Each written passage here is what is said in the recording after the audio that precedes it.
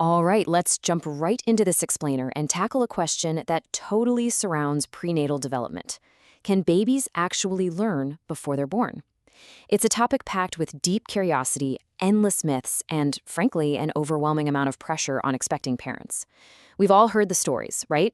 Parents strapping headphones to their bellies, blasting Mozart or language tapes, hoping to give their unborn child some sort of academic edge before they even take their first breath. It creates this immense anxiety about optimizing the womb right from the start. So, do they actually learn? It's a question that brings up a lot of conflicting information. So, let's just cut through the noise and look directly at the biology to build a wholesome, accurate understanding. We're going to strip away the marketing tactics of the baby industry, ignore the pressure to buy prenatal flashcards, and focus exclusively on what a developing nervous system is actually doing on a literal, physical level. You know, we usually hear two wild extremes when it comes to this topic. On one side, people view the womb as a complete void, basically a blank slate or a dark waiting room where absolutely nothing happens until the magic switch of birth is flipped. Then, on the other extreme, we have the tiny adult theory. This is where the fetus is thought to be fully capable of learning languages, mastering French verbs, and forming complex concepts before they even arrive. But the truth? It sits beautifully right in the middle. And to really see it, we have to rethink our basic definitions. So let's start with section 1. What is learning really? Before we even look at the baby, we've got to establish our first principles and clearly define what the word learning actually means. Because honestly, this is where almost all the confusion starts. At its core, learning isn't just about memorizing facts or comprehending a story. It's about a system detecting a signal, changing in a lasting way because of that information, and then altering its behavior later on. It's a physical adjustment of the system itself. Think about touching a hot stove. Your nervous system takes in that harsh signal, it changes how your brain associates that object, and it alters your behavior, so you pull your hand away next time. We really need to separate a biological system reacting to a signal from a brain forming a true conscious memory. Just sensing something isn't the same as carrying forward a remembered experience. Like a plant can turn toward the sun, right? It's detecting and responding to light. But it doesn't sit around reminiscing about a sunny day. Think about a thermostat in your house. It detects the temperature and responds by kicking on the air conditioning. It's reacting to a pattern. But it does not remember summer. It has zero nostalgia for July and absolutely no conscious concept of the seasons. Just like that thermostat, a fetus responding to its environment doesn't automatically mean it's forming a memory. It means its biology is tracking a pattern and making a physical adjustment, not a cognitive one. Which brings us to section 2, the womb as a filter. Now that we have a clean definition of learning, let's explore the environment itself and see what the womb actually provides. Because a system can only learn from the signals it can actually detect. The womb is definitely not an open classroom. It's more like a thick biological filter. Let's walk through this. It strictly blocks out clear visual scenes, but it lets in muffled voices. It completely stops any language with adult meaning from getting through, but it readily gives a VIP pass to the mother's chemical states, like stress or relaxation hormones. So the input is narrow, deeply physical, and heavily shaped by the mother's body. And this brilliantly illustrates the experience. It's literally like hearing a song through a thick wall. Imagine you're standing in the hallway outside of a loud party or a club. You can't hear the exact lyrics of the song playing, and you might not even recognize the melody, but you can easily detect the heavy bass and the repeating rhythm thumping through the floorboards. The fetus isn't learning the meaning of words, it's learning the shape and rhythm of the sound. Let's move into section 3, the power of repetition.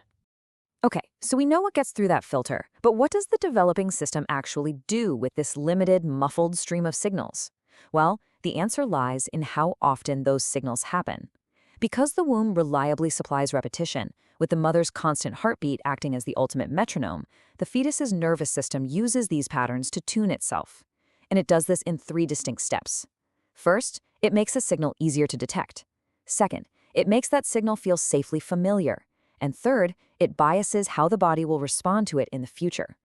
Think of it like an old-school analog radio dial being calibrated while a station is already broadcasting.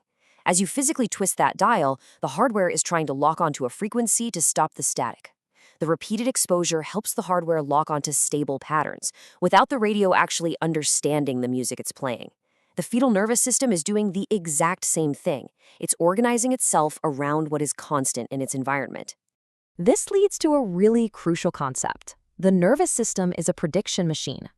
The ultimate goal of the fetus in the womb isn't to learn for fun. It's all about survival. By detecting regularity in the womb, the body is basically predicting what the outside world will be like so it can respond more efficiently later. If the world is stable enough to predict, the organism doesn't have to be completely overwhelmed and surprised by every single thing it encounters after birth. All right, Section 4, tuning the nervous system. So how does this build into actual physical changes? How does this repetition shape the biological hardware?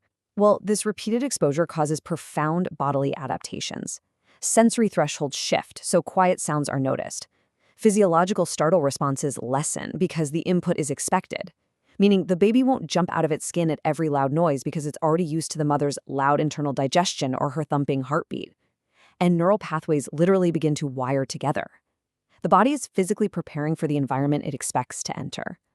Picture water carving channels into soft clay. The water doesn't create the clay, but its repeated flow biases the route the water will naturally take later on. The developing brain is essentially asking, which patterns should I keep paying attention to? Which paths should be easiest for information to flow down once I'm born? And the consistent, repeated signals reinforce those specific channels, carving them deeper into the nervous system. Prenatal experience works the exact same way. And this distinction between shaping and scripting, this is the crux of the entire explainer. Prenatal experience is shaping the nervous system's future responses by making some paths easier than others, rather than writing a specific script or storing explicit memories. Think back to that flashcard myth from the beginning. Actually, let's just toss that out completely. We aren't downloading software or teaching a curriculum. We are simply setting up the hardware. It's a foundational biological setup, not a conscious lesson.